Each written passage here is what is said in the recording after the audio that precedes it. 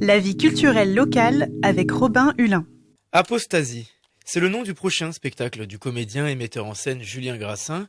Seul sur scène, il traite de la liberté de conscience et de la lutte contre l'endoctrinement religieux dès le plus jeune âge.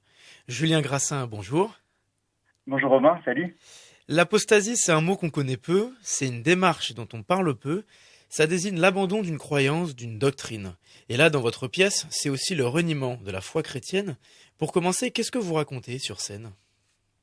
Alors, qu'est-ce que je raconte sur scène dans Apostasie ? Dans Apostasie, je raconte justement toutes ces étapes, tout ce questionnement que j'ai pu à titre individuel rencontrer ces dernières années dans mon rapport à justement la foi. Et je mets en regard comme ça l'enfant que j'étais, en tout cas les souvenirs que j'en ai, et l'adulte que je suis devenu. C'est ça, oui, vous interrogez surtout l'adulte qui se questionne et qui n'a pas encore entrepris cette démarche. Exactement, oui, ça c'est vraiment le travail de mise à distance dans l'écriture que l'écriture m'a permis de faire, de façon à effectivement faire un objet théâtral. Ouais, c'est ça. Et comment la pièce se déroule ? Vous êtes seul sur scène, vous vous adressez au public ? Comment ça se passe ? Alors, ouais, c'est un seul en scène théâtral, effectivement, un peu dans la lignée pour ceux qui ont pu voir mon précédent spectacle Le Mal d'aimer, ça s'inscrit complètement dans cette lignée-là. C'est-à-dire, c'est un spectacle où je suis seul en scène, c'est quelque chose qui de prime abord est très personnel, très intime, et en même temps qui a une visée universelle et qui invite vraiment chacun, en tout cas ceux qui le souhaitent, à la réflexion sur des sujets parfois tabous, parfois sensibles. Et donc oui, je suis seul. Justement, là, je sors d'une résidence de 10 jours où j'ai travaillé à mettre en espace, en fait, et à mettre en scène ce texte que j'ai fini d'écrire cet été d'ailleurs. Et du coup, c'est vachement intense comme travail à faire. C'est aussi c'est passionnant. Et c'est une histoire très personnelle, donc vous mettez en scène. Quand est-ce que vous avez décidé d'écrire là-dessus ?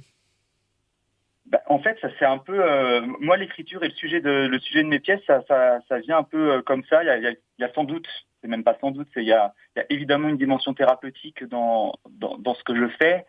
C'est ma façon à moi, je crois, de m'exprimer au plus juste de qui je suis en fait. Alors c'est venu, l'idée m'est venue il y a 3 ans. Hein. J'étais en train de jouer Le Mal d'aimer d'ailleurs. Hein. C'est vraiment dans la continuité. C'est un spectacle qui est qui est la suite de ce précédent spectacle en fait, Le Mal d'aimer. Du moins, c'est dans la lignée. C'est vrai que je réfléchissais à ça. Et Le Mal d'aimer, c'était une sorte de coming out amoureux et sexuel en l'occurrence. Qu'est-ce que vous racontiez dans Le Mal d'aimer ?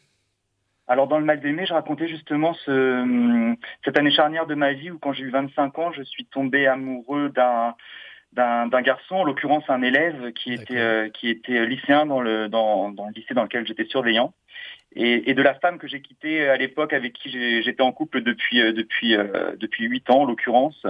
Et donc je reviens sur ce moment vraiment, oui, ce moment très particulier, sur ces différentes étapes, là aussi ce questionnement que j'ai pu rencontrer, les différentes étapes, les questionnements, les interrogations du coup à un niveau supérieur aussi sociétal. Qu'est-ce qui fait qu'on devient ce qu'on est, et quelle marge de manœuvre on a sur ça, quoi. En dehors de l'homosexualité et ce qui vous a poussé à l'apostasie, et ce que vous évoquez dans votre pièce, est-ce que c'est aussi ces valeurs trop intolérantes qu'on retrouve dans certains milieux très religieux, quel que soit le sujet de société qui est abordé ? C'est de ça aussi dont vous essayez de parler dans votre pièce ?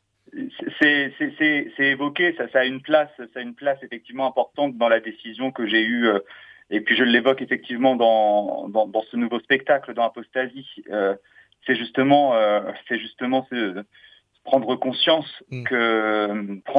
qu'on a une éducation, que cette éducation reposait sur certaines valeurs, avec une institution qui est derrière, et que ces valeurs-là ne sont plus en conformité avec celles qu'on peut avoir une fois adulte et une fois qu'on a traversé quelques épreuves de vie, on va dire. Vous avez mis un peu de temps à vous rendre compte que ces valeurs étaient trop différentes des vôtres ? Oui, j'ai mis du temps parce que du coup, ce n'est pas évident quand on est baigné, si je puis dire, dans des croyances religieuses dès le plus jeune âge. Et c'est vraiment le cœur d'Apostasie. Ça, je tiens vraiment à ça dès le plus jeune âge. Ce que je veux dire, c'est quand on a 7, 8, 9, 10 ans, on n'a pas justement ce recul entre ce que sont des croyances et la vérité. On nous présente les croyances religieuses comme étant la vérité, l'unique vérité.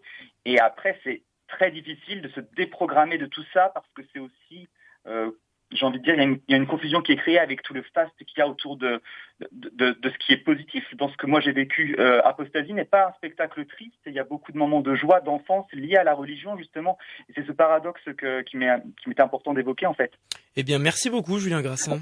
Merci beaucoup, Robin, pour cette invitation. Et puis, merci de m'avoir donné, cette vitrine pour commencer à en parler, en tout cas. C'est vraiment cool. Je rappelle donc que vous préparez en ce moment votre prochain spectacle. Apostasie, c'est un récit très personnel. On a pu le voir. C'est un sujet qui a l'air très intéressant. En tout cas, on a hâte. Vous espérez être sur scène en début du mois de janvier, si tout va bien?